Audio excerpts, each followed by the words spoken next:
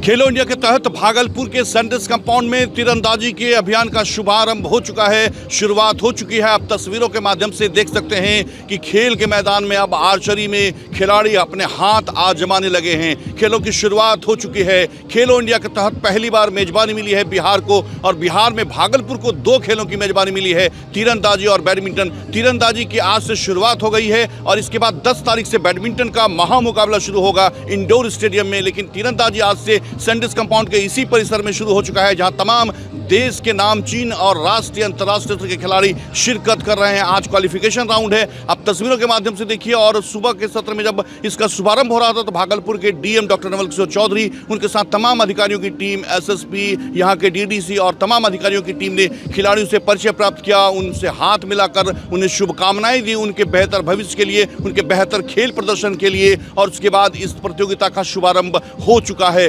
भागलपुर के Sandis compound से सीधी तस्वीर हम आपको दिखा रहे हैं। साथ ही इसके बाद भागलपुर के डीएम डॉक्टर नवल किशोर चौधरी से हमने बातचीत की। क्या कुछ कह रहे हैं भागलपुर के डीएम डॉक्टर नवल किशोर चौधरी इस पूरे प्रतियोगिता को लेकर, खेलो इंडिया को लेकर, आइए सीधे उनसे सुनते हैं। कि अंतर्राष्ट्रीय स्तर के का जो आयोजन होता है उस तरीके से आयोजन है, और मैं समस्त खिलाड़ियों का यहाँ स्वागत करता हूँ, अभिवादन करता हूँ, साथ ही शुभकामनाएं उनको बधाई देता हूँ और अपने अधिकारियों को भी बधाई देता हूँ कि उन्होंने बेहतर अरेंजमेंट कराने का प्रयास किया है। सर, पहली बार बिहार को मेजबानी मिली और भागलपुर को इतना बड़ा इवेंट मिला है, तीरंदाजी और बैडमिंटन।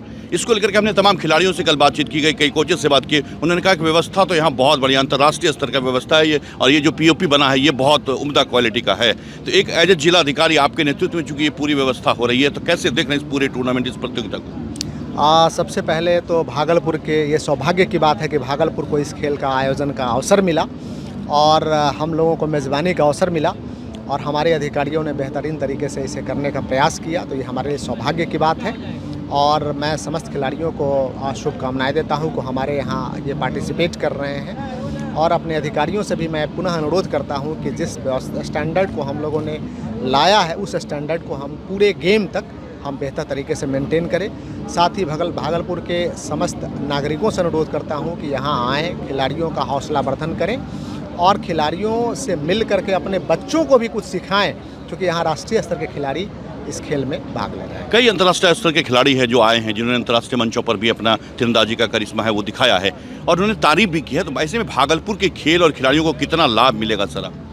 इससे भागलपुर के खिलाड़ियों का काफ़ी मान सम्मान बढ़ेगा, काफ़ी मनोबल ऊंचा रहेगा और उनके लिए सुनहरा अवसर है कि चाहे किसी भी खेल के खिलाड़ी हो, इन खेल के खिलाड़ी से वो संपर्क करके बहुत सारी क्रॉस लर्निंग को वो सीख सकते हैं। बहुत शुक्रिया सर बात करने के लिए।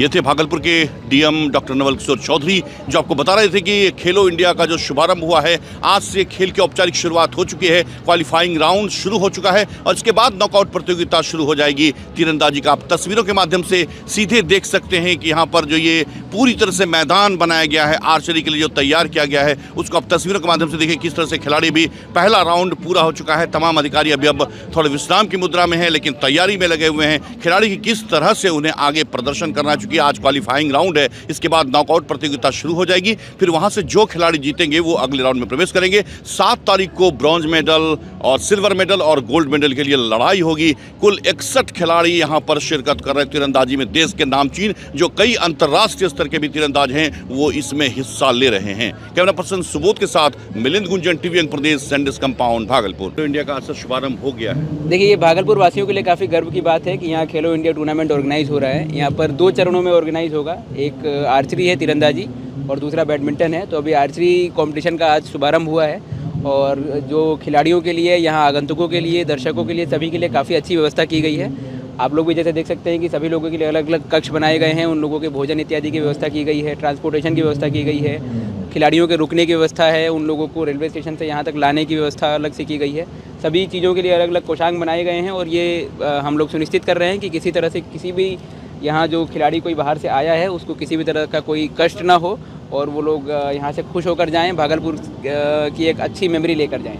यहाँ के खिलाड़ियों को और खेल को कितना फायदा होगा सर? इससे काफ़ी फ़ायदा होगा, क्योंकि देखिए जब कोई बड़ा टूर्नामेंट होता है और जब लोकल लोग उसको देखते हैं, हमारे यहाँ का लोकल जो खिलाड़ी है वो देखेगा या विद्यार्थी देखेगा, तो उसके अंदर एक जिज्ञासा पैदा होगी और जागरूकता आएगी और इससे जो एक्सपोजर मिलता है वो काफ़ी आगे काम आता है। वो प्रेरित करता है बच्चों को कि वो भी आगे राज्य स्तर पर या नेशनल लेवल पर जाके पार्टिसिपेट करें और देश के लिए मेडल लेके आए, प्रदेश के लिए मेडल लेके आए, तो ये काफ़ी अच्छा है। इस तरह के टूर्नामेंट्स होते रहना चाहिए।